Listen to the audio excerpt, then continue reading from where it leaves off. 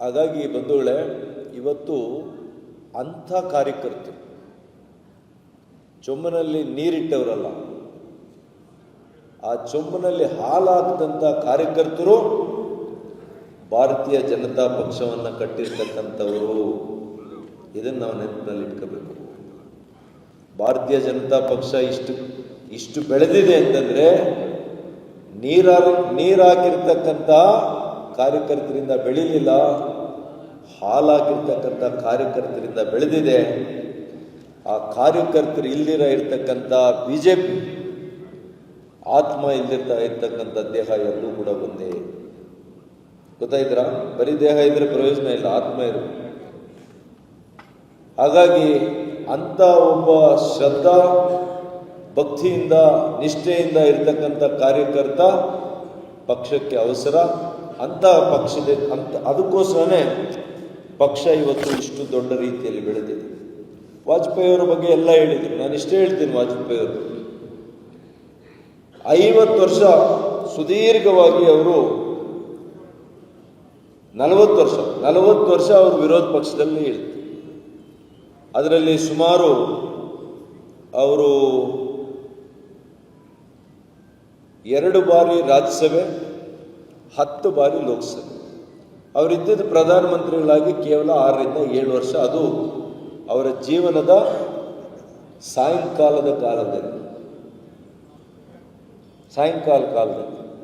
ಅವ್ರ ಪ್ರಾಯ ಜಾಸ್ತಿ ಆದ. ಅವರು ಒಂದೇ ಒಂದು ದಿವಸ ಕೂಡ ನಾನು ಅಧಿಕಾರಕ್ಕೆ ಬರಬೇಕು ಅಂತ ಎಂದೂ ಕೂಡ ಅನಿಸಲೇ ಇಲ್ಲ. ನಾನು ಅಧಿಕಾರದ ಪಕ್ಷದಲ್ಲಿ ಇರಬೇಕಾಗಿತ್ತಲ್ಲ ಅಂತ ಅನಿಸ್ಲಿಲ್ಲ ಅವರು. ಆದರೆ ಅವ್ರ ಗುರಿ ಯಾವಾಗಲೂ ಕೂಡ ಈ ದೇಶವನ್ನು ಹೇಗೆ ಮುನ್ನಡೆಸಬೇಕು, ಬೆಳೆಸಬೇಕು, ಅಭಿವೃದ್ಧಿಯನ್ನು ಹೊಂದಿಸಬೇಕು, ಇದೇ ಚಿಂತನೆಯಲ್ಲೇ ಇತ್ತು. ಇವತ್ತು ಮಾನ್ಯ ನರೇಂದ್ರ ಮೋದಿಯವರು ಎಲ್ಲ ಬಹಳ ಸಂತೋಷದಿಂದ ಹೇಳ್ತೀವಿ. ಅನೇಕರು ನನ್ನ ಜೊತೆ ಮಾತಾಡಿದ್ದಾರೆ. ಏನು ಅದೃಷ್ಟನಪ್ಪ ನರೇಂದ್ರ ಮೋದಿ ಅವರು, ಏನು ಅದೃಷ್ಟ ರೀ. ಚಾಯ್ ಮಾರೋ ಅಂತ ಒಂದು ಕುಟುಂಬದಲ್ಲಿ ಹುಟ್ಟಿ 25 ವರ್ಷ, 13 ವರ್ಷಗಳು ಮುಖ್ಯಮಂತ್ರಿ, 12 ವರ್ಷ ಈಗ ಪ್ರಧಾನಮಂತ್ರಿ, ಇನ್ನೂ ಎಷ್ಟು ವರ್ಷ ಇರ್ತಾರೋ ಗೊತ್ತಿಲ್ಲ. ಏನು ಅದೃಷ್ಟನಪ್ಪ ಅಂತ ನಾವು ಈ 25 ವರ್ಷ ಮಾತ್ರ ನೋಡ್ತಾ ಇದ್ದೇವೆ. ಅದರಿಂದ ಇರ್ತಕ್ಕಂಥ 40 ವರ್ಷದ ಒಬ್ಬ ಕಾರ್ಯಕರ್ತನನ್ನ ಮರ್ತೋಗಿದ್ದೇವೆ. ಮೋದಿ ಅಂತ ಒಬ್ಬ ಸಾಮಾನ್ಯ ಕಾರ್ಯಕರ್ತ, ಅವಾಗೆಲ್ಲ RSS ನಿಕ್ಕರ್ ಹಾಕೊಳ್ತಾ ಇದ್ದಿತ್ತು. ಕಾಕಿ ನಿಕ್ಕರ್ ಅಲ್ವಾ ನೋಡ್ರೆ, ಕಾಕಿ ನಿಕ್ಕರು, ಬಿಳಿ ಶರ್ಟ್ ಹಾಕೊಂಡು,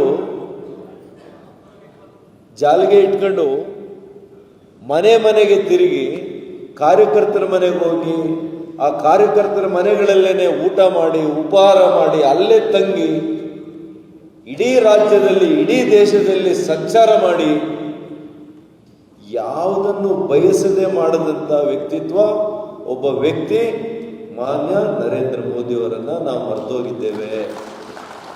ಆ ಕಾರ್ಯಕರ್ತನ ಬದುಕನ್ನು ಮರ್ತೋಗಿದ್ದೇವೆ, ಬವಣೆಯನ್ನು ಮರ್ತೋಗಿದ್ದೇವೆ. ಅವರು ಯಾವುದೇ ಅಪೇಕ್ಷೆ ಇಲ್ದಿರ ದೇಶದ ಅಭಿವೃದ್ಧಿ, ದೇಶದ ಒಂದು ಪ್ರಗತಿಗೋಸ್ಕರ ಚಿಂತನೆಯನ್ನು ಇಟ್ಕೊಂಡು ಅವರನ್ನು ಅವರೇ ಸಮರ್ಪಣೆ ಮಾಡ್ಕೊಂಡಿದ್ದಂತಹ ಸಾಮಾನ್ಯ ಕಾರ್ಯಕರ್ತ ನರೇಂದ್ರ ಮೋದಿ. ಅಧಿಕಾರ ಅಂತೀರಾ, ದೇಶದ ಅಧಿಕಾರ ಬಂದಾಗ ಅಧಿಕಾರ ಅವರನ್ನು ಹುಡ್ಕೊಂಡೇ ಹೋಯ್ತು ಹೊರಟ್ರೆ ಅವರು ಅಧಿಕಾರವನ್ನು ಹುಡ್ಕೊಂಡು ಹೋಗಲಿಲ್ಲ. ಹಾಗಾಗಿ ನಾವು ಕಾರ್ಯಕರ್ತರಾಗಿರುವಂಥವರು ಸಮಾಜದ ಒಳಗಡೆ ಜನರ ಮಧ್ಯೆ ಇದ್ದು ಅವರಿಗೆ ಸೇವೆಯನ್ನು ಮಾಡಿ ಅವರ ಜೊತೆಯಲ್ಲಿ ನಾವು ಗಟ್ಟಿಯಾಗಿ ನಿಂತಾಗ, ಸೇವೆಯನ್ನು ಮಾಡಿದಾಗ ಅಧಿಕಾರ ಎಲ್ಲಿ ಕೂಡ ಹೋಗ್ಲಿಕ್ಕೆ ಸಾಧ್ಯ ಇಲ್ಲ. ಅಧಿಕಾರ ನಮ್ಮ ಮನೆ ಬಾಗಿಲಿಗೆ ಬರ್ತದೆ ಅಂತ ಹೇಳಲಿಕ್ಕೆ ನಾನು ಬಯಸ್ತೇನೆ. ಖಂಡಿತ ನಮ್ಮ ಮನೆಗೆ ಬರ್ತದೆ.